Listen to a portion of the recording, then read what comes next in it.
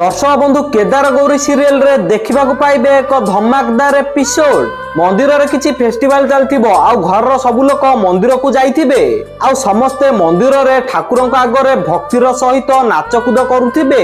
हेले माधवी घरे थिबो मंदिर को जाई नथिबो आ माधवी मंदिर को लेट रे जिबाकू लागिबो आ बाटे रे से महाकाल बाबा आसिकी माधवी को रोकी देबो।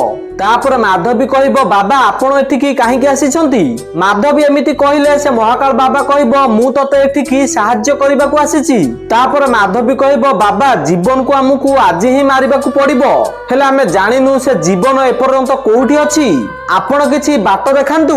माधवी एमिति कहिले से महाकाल बाबा किछि मंत्र पाठ पढिबो आ मंत्र पाठ पढिबा परे ता हातरे गोटे कोइला परि किछि गोटे कळा जिंस आसीबो आ से महाकाल बाबा से जिंस को रोड ऊपर पकेइबो आ से जिनिस महाकाल बाबा को बाट देखाइबो कि जीवन कोउठी अछि आ से जिंस पछरे माधवी आ महाकाल बाबा जिबाकू लागिबे।